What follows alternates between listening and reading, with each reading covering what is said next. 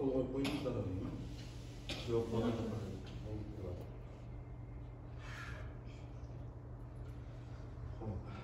Bo'lma kutmaymiz hech kim. Bo'ldi, o'zbek. Sizda Qozog'iston mekisiz. Bismillahirrohmanirrohim. Alhamdulillah. Wassalatu wassalamu ala rasulillah wa ala nabiyya ba'da amma ba'd. Assalomu alaykum va rahmatullohi va barakatuh. Hurmatli jamoat, hurmatli ag'ay do'stlar, bugun meni Allohning qalog'imen екі жастың себепкерлігімен қасиетті мешітке жақсы бір жағдаймен неке қию рәсіміне келіп отырсыздар. Құда болып жатырсыздар. Алла тағала қуаныштарыңызды ұзағынан сүйіндірсін. Алланың үйі қасиетті мешітке басып келген қадамдарыңызға Алла тағалам сауаптан жазсын. Әнуар Дәнібекұлы мен Мәдина Дулатқызын Алла тағала әрине әрбір нәрсе Алланың қалауымен екі жас бірін-бірі қалап бас қосып сіздерді туыс қылып сондай бір қуаныш жасап жатқан екен. Енді біз міндетіміз осы екі жасқа тілек айтып шариғат бойынша некесін қиып үлкен кісілердің сіздердің баталарыңызды алып иншалла тойға ұласа берсін деп бір жақсы ниет жасайық. Жалпы некенің 4 шарты бар. Ең бірінші шарты Әнуар үйленіп жатқан екі жастың екеуінде мұсылман болу шарты. Өзі мұсылман әйел, мұсылман емес еркекке тұрмысқа шыға алмайды. Шариғат оған рұқсат мысал дейді. Бірақ мұсылман еркек, мұсылман емес адамды ала алады. Бұда да бір хикмет бар да. Өйткені мұсылман әйел басқа бір мұсылман емес адамнан ұрпақ етпейді ғой. Аллаға шүкір, сіздер екеуіңіз де мұсылмансыздар. Бұл бірінші шарты. Екінші шарты екі куә болу керек. Куәлер сіздердің жерде Жамбыл, кім сіздің? Жоқ, жазылмаған. Кім сіздің аты? Нұрлан аға. Екі куә болу керек. Bir еркісі немесе екі әйел баласы дейді. Немесе екі еркісі болу керек. Тағы бір кісі боласыз не енді куә? Жоқ, сіз де отыра беріңіз. Тағы бір кісі. Ержан аға, Нұрлан аға. Сіз кім? Алтынай апайларыңыз. Үшінші шарты мәһір мұсамма дейді. Мәһір деген күйеу жігіттің өзінің қалыңдығына алып беретін сыйлығы. 10 дирхамнан кем болмау. 10 дирхамнан кем болмау керек. Оны қалыңдық өзі де қалауы мүмкін. Мысалы үшін, маған мынаны алып береді, ер азамат өзі шамасы келетін бір сыйлықты алып береді. Ол қыздың өзінің ақысы. Енді қазақта қалың мал деген бар, басқа бар бір жерлерде бар ғой енді. Ол емес бұл. Бұл неке, бұл өте маңызды нәрсе. Неке сыйлық деген нәрсе. Оны жеңіл қарауға болмайды. Ол екіде мәһір муәджәл, мәһір муәджәл дейді. Дер осы уақытта қазір беретін сыйлық болуы мүмкін, немесе айтуы мүмкін. Bir айдан кейін алып береміз сол сыйлықты деуі мүмкін. Сөз былай ғой. Біз өкінішке қарай көп дінсіз, діннен ұзақ қоғамда өмір сүріп қалғаннан кейін, кейбір осындай шариғаттың нәрселерін айтқан кезде адамдар қайран қалып отырады да, былай таң қалып отырады. Мәселен, мәһір деген нәрсе бұл өте маңызды нәрсе айтыпты. Кеше ғана бір жерде бір шәкірттеріміз неке қидырған, оларға айтып бердім. Сол мәһірдің маңыздылығын. Қиямет күні мәһір бермесе ол үшін қатты сұралады екен жаңағы ер азамат. Төртіншісі әрине екеуінің келісімі. Мысалы үшін Әнуар, мен Мәдина Дулатқызын өзіме жұбайлыққа қабылдадым десе, Мәдина, мен өзімді Әнуар Дәнібекұлына адал жұбай болуға разымын дейді. Сонымен осы 4 шарт табылатын болса, неке қиылады. Енді қазір құрметті бауырларым, Әнуар, қазір көп өкінішке қарай біздің алдыңғы аталарымыздың, алдыңғы апаларымыздың құндылықтары жоғалып кеткен бір заманда тұрмыз да. Көп жастың кеше ғана бір статистика біздің діни басқармадан айтылып жатыр. Осы Қазақстанда үйленіп жатқан жұбайлардың 46% ажырасып кетіп жатыр. Иншалла шаңырақтарыңызды биік, босағаларыңыз берік болсын. Осынша адам келіп отыр, сіздердің бақыттарыңызды тілеп. Бұл өзі некелесу деген былайша айтқанда серттесу ғой. Бұл жай ғана келіп осы жерде неке қиып қолына жүзік тағып кету деген нәрсе емес. Бұл Алланың алдында серт бересіздер сіздер. Бұл неке деген бір үлкен бір қадам басып тұрып, екеулеріңіз осы өмір енді мынау үстелдің беті сияқты теп-тегіс емес, оның ойы бар, қыры бар, қиыншылықтар кездеседі. Сол кездің барлығында екеулеріңіз біргелікті жеңіп, иншалла жаңағы айтқанымдай ойларыңызда тек қана имандылықты ұялатып, жаңағыдай ұрыс керістен аулақ болып, екі жақты да қуантып, осы кісілер бір-бірінің жүзіне, құда-құдағилар бір-бірінің жүзіне сондай бір рахаттанып қарай алатындай өмір сүру сіздердің қолдарыңызда. Сіздер соны жақындастырады иншалла. Әйтпесем кей кезде аналар қыздарына мынандай тәрбие береді ғой. Саған бір нәрсе деп сөйлесе кетіп қал, ішіме сыйсаң сыртыма да сыясың. Қазақ сөйтіп тәрбие бере ме мысалы үшін? Тастай батып судайсың. Сен енді бой жеткіздің, сен енді сол отбасын бәрі бақытты қылам деп барған сол отбасына деп. Одан кейін бір үлкен Мысырда бір ғалымның сөзін оқыдым өткенде, Әнуар саған ғой енді. Ана қыз келіп жатқан кезде баласына насихат айтқан екен ана ғалым. Балам деген екен. Ана қыз некелеріміз қиылғанның бір белгісі.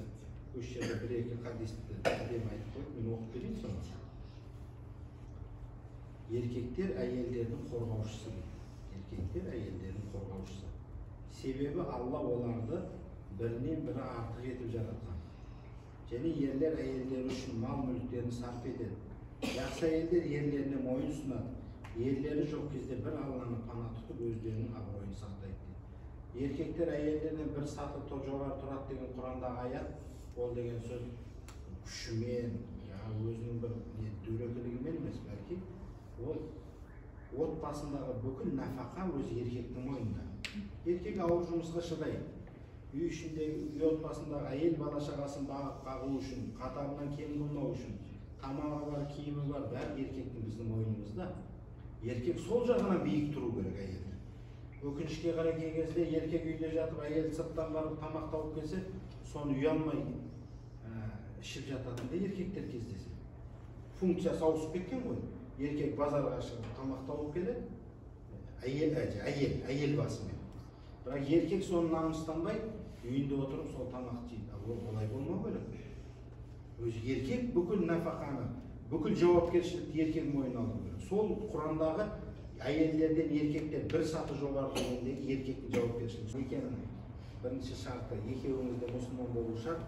Мұсылман болу үшін не істеу керек? Кәлима. Кейбір осы жастар кәлима білмейді. Жас әжептәуірге келіп қалған, бірақ қайталасан да қайталай алмайды. Мен айтамын кейін, боқта десе түбін түсіріп боқтап беретін едім деймін да, бірақ кәлима айтам десем деймін да. Алла разы болсын. Мен айтамын. Алладан басқа тәңір жоқ, Мұхаммед Алланың құлы елшісі деген кәлима ғой. Ол біздің масхабта кәлима, мұсылман қалай тілімен айтып мұсылман болмайды. Тілімен айтады, соған жүрегімен сенеді. Немесе жүрегімен сенген нәрсені тілімен шығарады. Сол екеуі біріккен кезде шынайы мұсылман болады.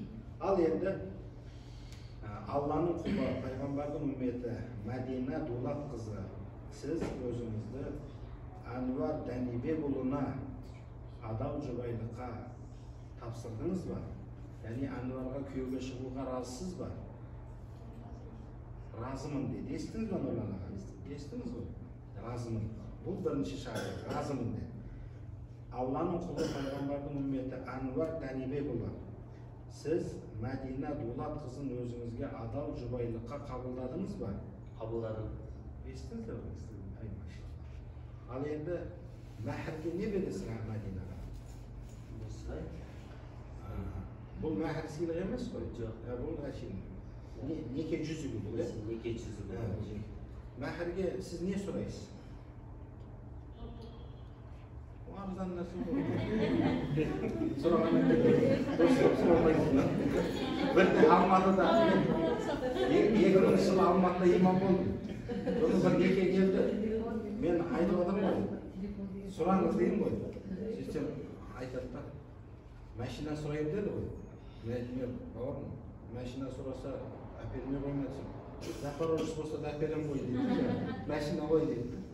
Мәзін ғой. Дегенмен ноутбук әпересің ғой. Әперем. Ең жақсы iPhone ноутбук не деуші еді? MacBook әперді. Өзің жұбайыңнан 10 MacBook садаға кетсін ол жұбайың. Иә, шаман келгенше әрине біз енді кішкене бір әзілдеп кетіп жатқанымыз ғой. Өзінің қалауы Мәдина сол ноутбукты алып берді. Қанша уақыт алып бересің? Ол жерде несі жоқ па? Жоқ, бар. Қанша? Bir ayda, 10 günde, 2 ayda bir сұрап қойшы, бірақ содан Жоқ, сұрақтың несі жоқ определенный. Жоқ, сағат 2 ай, 3 ай, максимум 3 ай. қай уақытта шаман келеді алып береді. Мен бұл мәһірге әдейі қатты тоқталып отырмын. Өтем шарт деген сөз бұл обязательно парыз деген нәрсе. Иә, жарты жыл көлемінде. Жарты жыл. Жарты жылға шейін. Көлемінде ғой ол. Возможно, ертең алып. Сіз ризасыз ғой, иә? Жарты жылдың көлемінде, мүмкін ертең, мүмкін 5 күннен кейін, мүмкін бір аптадан кейін өзіңіз бірге барып тұрып, қалап тұрып, жақсы ноутбук алып береді иншалла. Топ. أعوذ بالله من الشيطان الرجيم بسم الله الرحمن الرحيم الحمد لله الذي جعل النكاح سنة للأنام وجعله فاصلا قاطعا بين الحلال والحرام كما قال نبينا صلى الله عليه وسلم النكاح سنتي فمن رغب عن سنتي فليس مني أعوذ بالله من الشيطان الرجيم بسم الله الرحمن الرحيم يا أيها الذين آمنوا فانكحوا ما طاب لكم من النساء مثنى وثلاث ورباع سبحان ربك رب العزة عما يصفون وسلام على المرسلين والحمد لله رب العالمين آمين. Біздің мешітіміздің неке тіркеу кітапшасында 334-ші болып тіркелген екен. Неке қиған мешіттің мен қызметкері бас имам екен. Куәлердің атын жаза салайын, не толық болсын. Сындырман аға.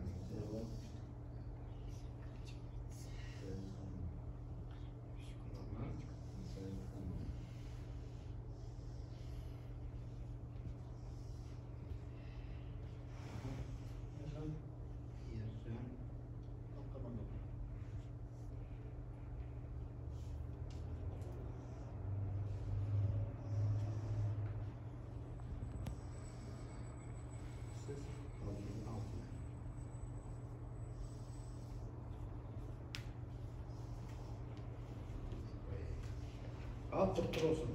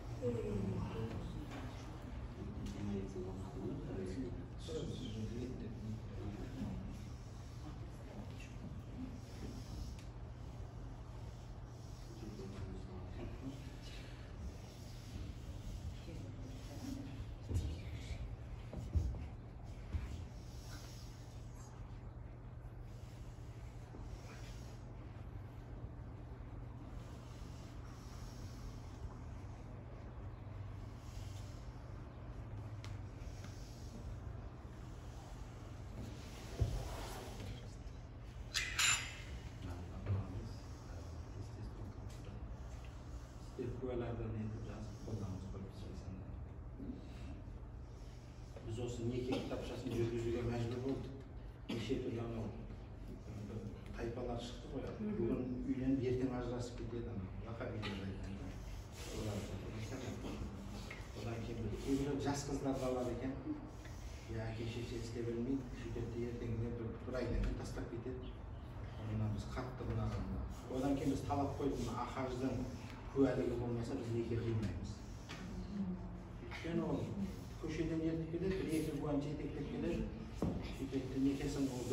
ата-анасының рұқсаты жоқ мысалы үшін. Сондай сорақылықтар болып кеткеннен кейін біз неке кітапшасында